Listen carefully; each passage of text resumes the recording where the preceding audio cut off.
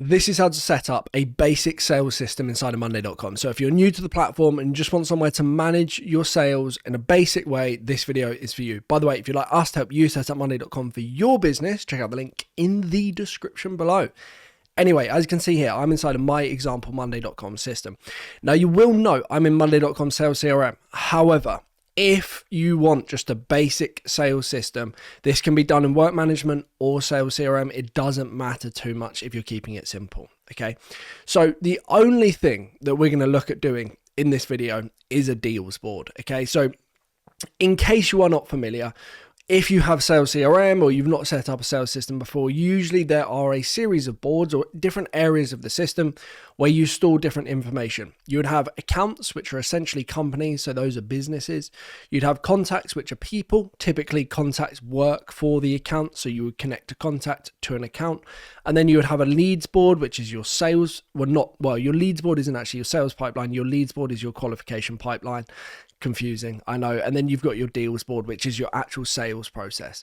Now, because we're keeping this super simple, all I want to do in this video is just set up a deals board, which is essentially a sales process. Someone inquires to you, either winning them as a project or selling them on your product or service, whatever the case may be, or they don't. And there are just a series of steps in the flow of that process that a prospect would walk through, and it would just allow you to keep track of what's going on at a click of a button.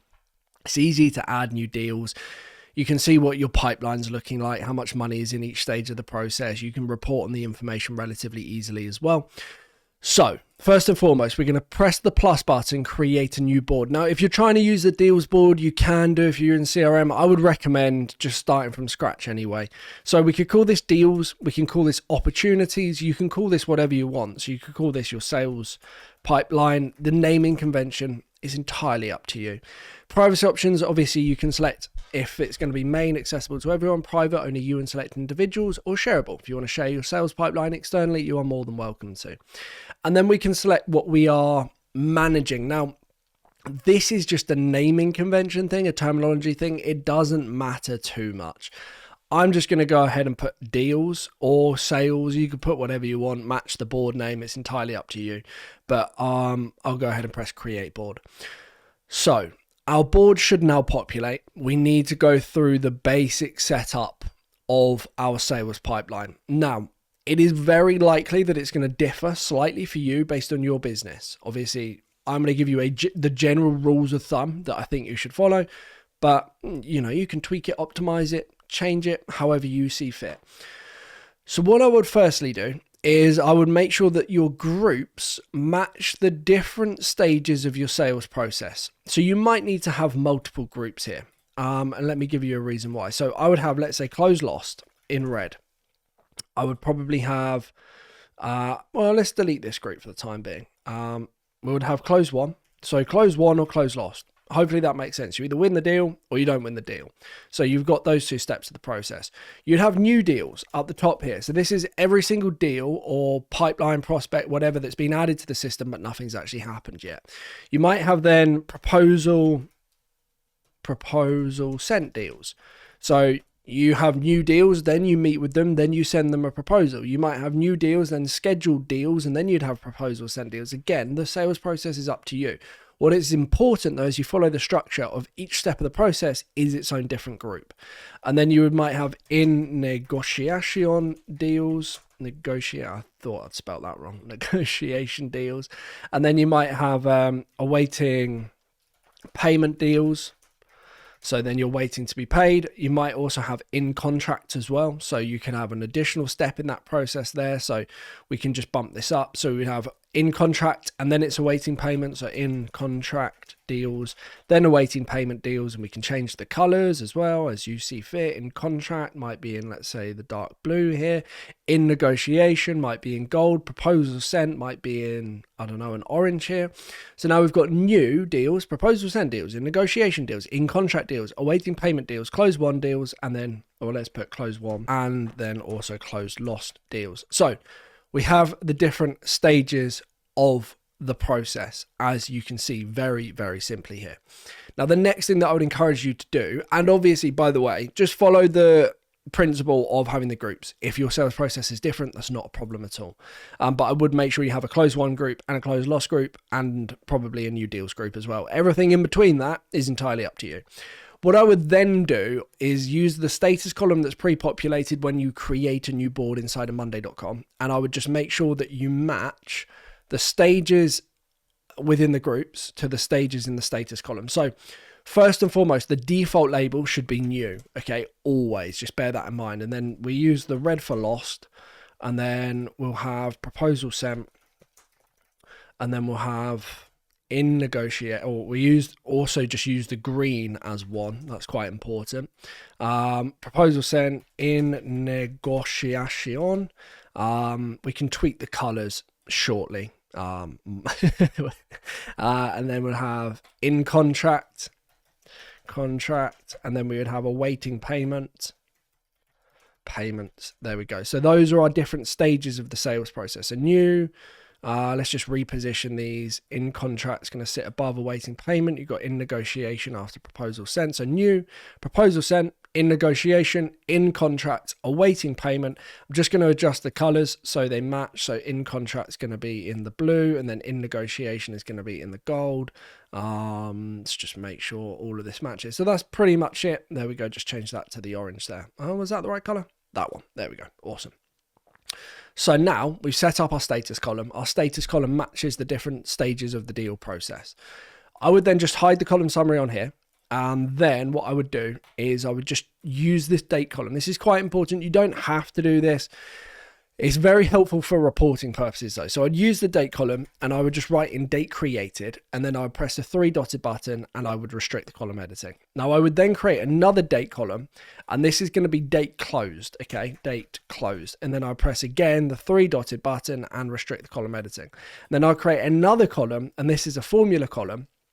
And I would use the AI assistant and I would just say, give me the difference in days between date created and date closed. That's all we're asking.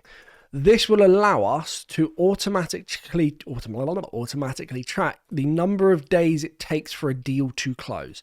I would call this formula TTC. I would hide the column summary, and I would also restrict the column editing here. And then you can just put these all together. So date created, date closed, time to close. So now we've got our basic framework of a sales pipeline set up. This is probably now, if you're following along with this, beginning to look like it could accommodate a sale. I mean, this is just the basics, but we're going to continue to flesh this out. But we are making progress. The next thing that we're going to need to do is set up our automations. This is going to be, again, different depending on the number of groups and stages of the sales process that you have.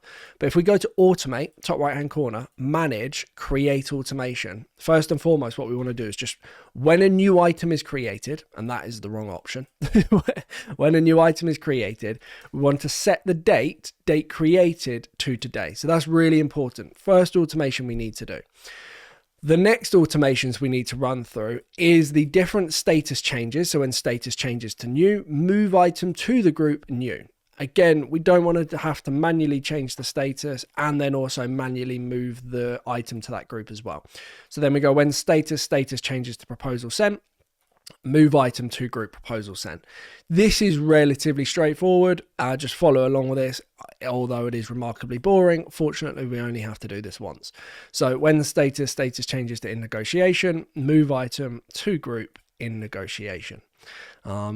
Shame we haven't got that background music, where it's like passing the time quickly. I'm not too sure what the music is. I think I don't know what I'm talking about.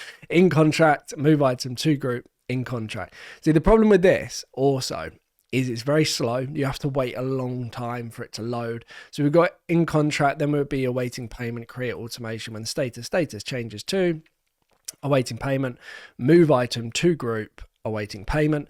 And then we would just have won and or lost deals as well. So when status changes to one, move item to group one, but also set date. This is important. Set date. And then click set date closed to today. And then again, we're going to do exactly the same. So when status changes to lost, when status changes to lost, move item to group lost, and set date closed to today. So we're using that date closed column for both the won deals and the lost deals, on average how long it takes for those to close. And then the reason we have the groupings is because within our reports we can delineate between the average time to win a deal versus the average time to lose a deal, or if we just want to exclusively look at the average time to win a deal, we can look at that. So now we've got the framework set up, the automation set up, we are making a lot of progress. The next thing ultimately is more down to you than it is to me. So we need to have the basics. Let's have a numbers column, and this is going to be our deal value. So this is our deal value. This is just a basic numbers column. Press the 3 dotted button, go to settings, customize, and you can select your currency. So let's say the dollar. I typically like to hide the column summary here, and then you can just reposition this. Another common one that you might have is, let's say, source. So where did this person find out about you? So you can add a number of different options here. So you might have Facebook, or let's go here, Facebook ads or Meta ads. You might then have Instagram, YouTube, organic, I don't know. You can add your different options here. Again, source is good to track because we can then look at the performance by source, the number of deals that are created per month by source, but more importantly, the conversion percentage and the average deal value by source as well. So you've got source there if you want it. I would also personally have, and this is again dependent on you as a business, I cannot emphasize this enough, but I might have, let's say, deal type. So are they new or are they existing business, or are they new business? So have they bought from you before, or is it a new engagement? If I can spell existing correctly, there we go. So we've not heard from them before, or they are purchasing again. So deal type. What else? We might have the service that we're offering. So that might be another status column. And this would track the different product or service that we offer. So if you have a few different packages, for example, you might have, let's say we've got the edit labels, expensive package, and we have a cheap package, and we have a medium package. There we go. So we've got the 3 kind of different product options that we have available to us. So that, again, quite helpful. We can then say, what are we selling more of? What's our volume looking like, etc., etc.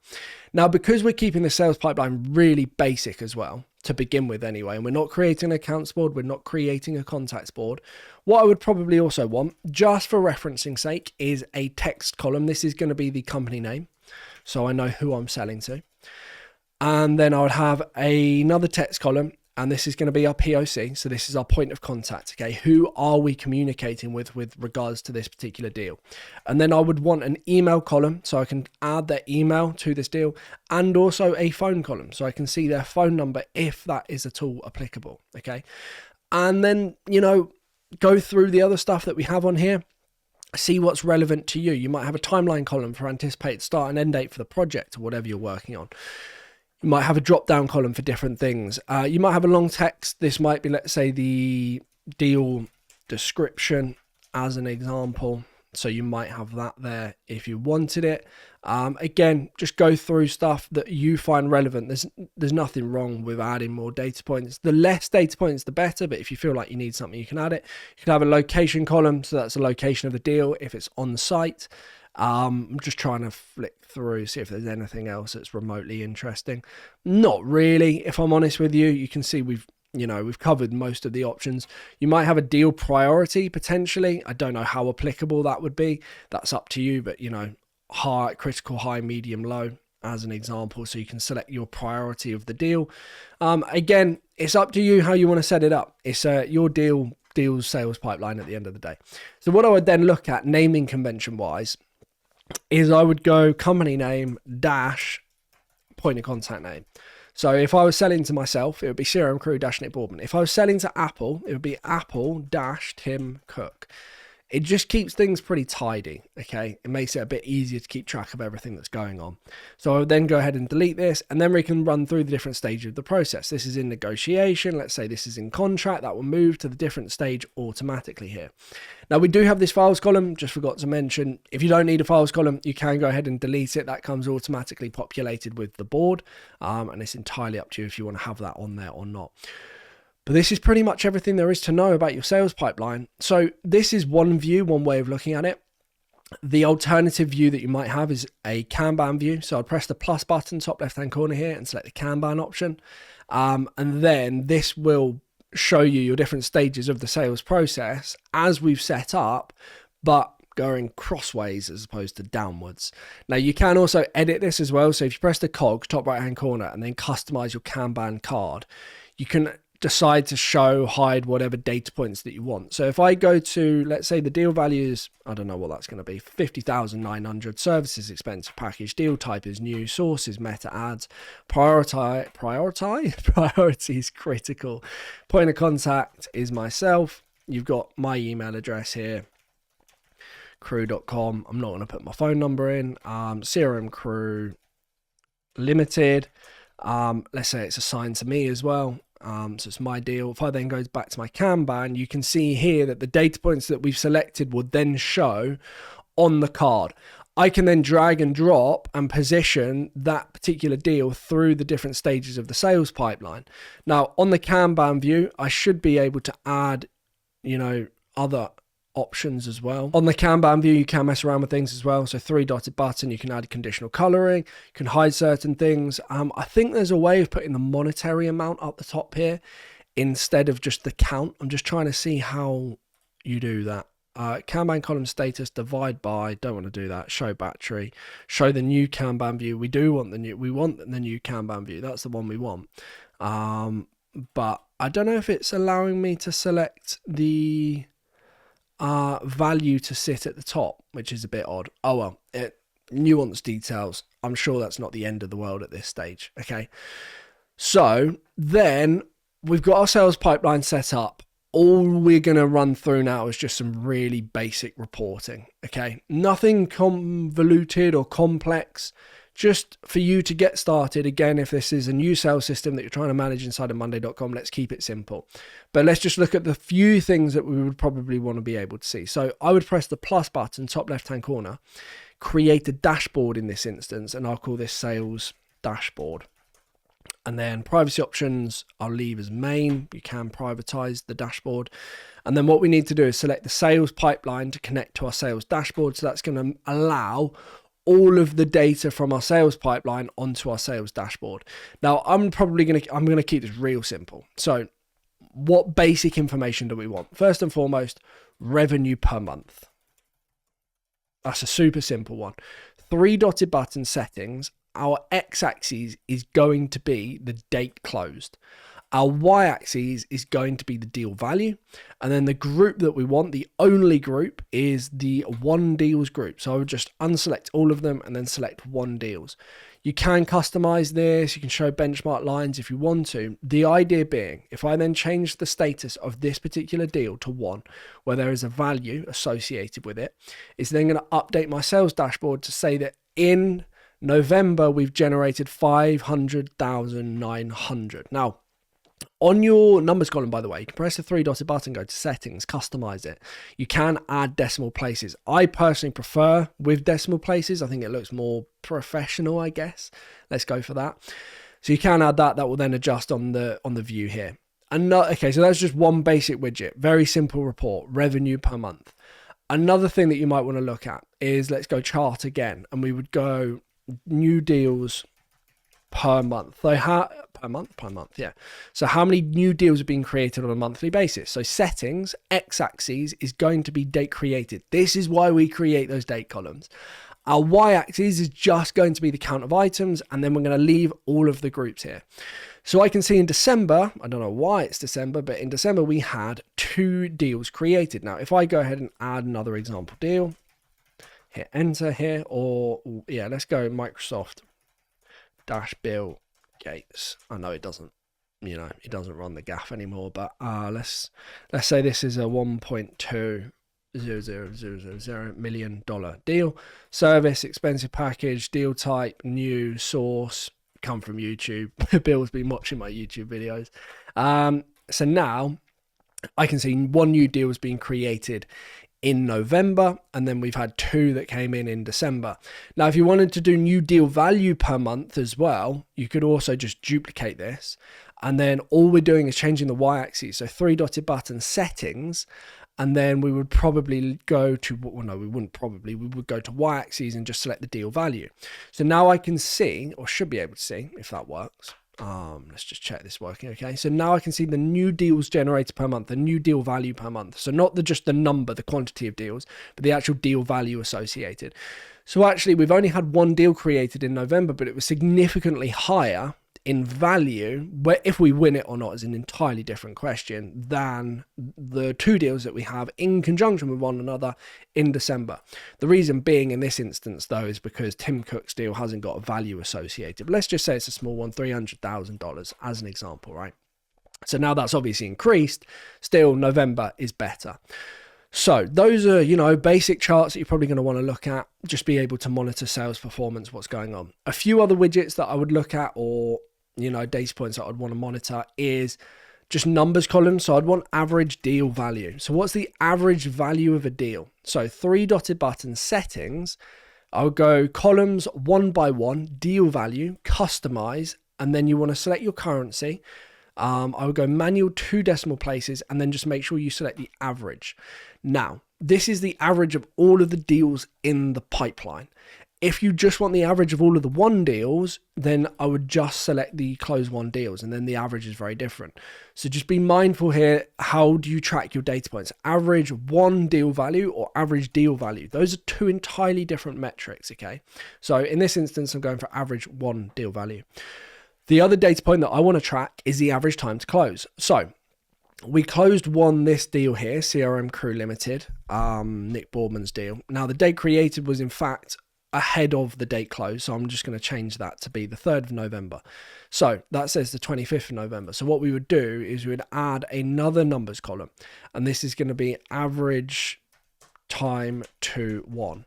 And then 3 dotted button, settings, columns 1 by 1. It's important you do this 1 by 1. TTC, customize, again, unit in this instance is days. You don't have to put the unit if you don't want to.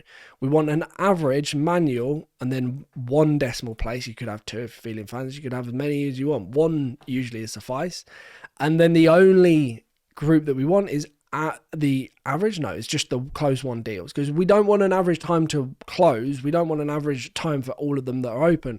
We just want average time to won. So how long on average does it take to win a deal? So if I go to my sales pipeline and I change the Bill Gates deal, let's say I'll change this to the 19th, then change the status to 1, then go to my sales dashboard. That should, as a consequence, then update. It might take a second or two.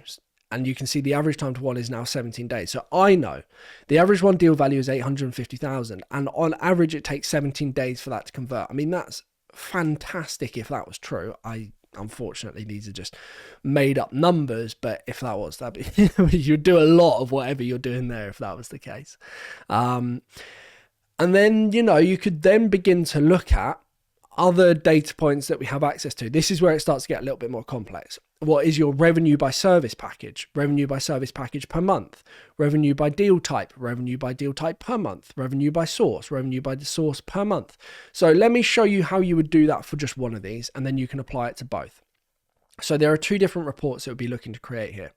So if I go ahead and create a chart, this would firstly be revenue by source. It could be revenue by deal type. It could be revenue by priority. It could be revenue by service, for example. So you've got revenue by and then X, whatever it is that you want to track. So then you go 3 dotted button settings. X-axis is going to be your source or service, deal type, whatever it is. Yeah, so let's go source. Y-axis 1 by 1 is going to be your deal value.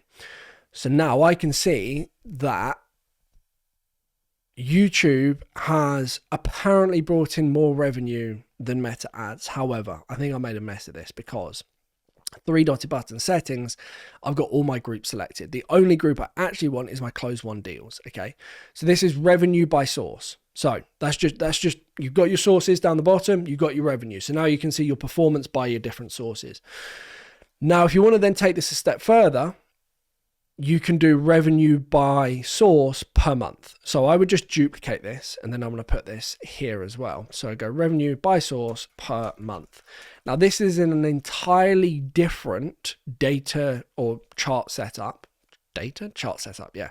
So our chart type, top right hand corner, needs to change. As opposed to being a standard bar graph, we've got to change this to a stacked bar graph. Then our x-axis is going to be the date closed, and then we're stacking by one again. Then in this case it was the source, okay? And then our y-axis is the deal value. And then if you want to, on the expand, you can expand the stack, okay?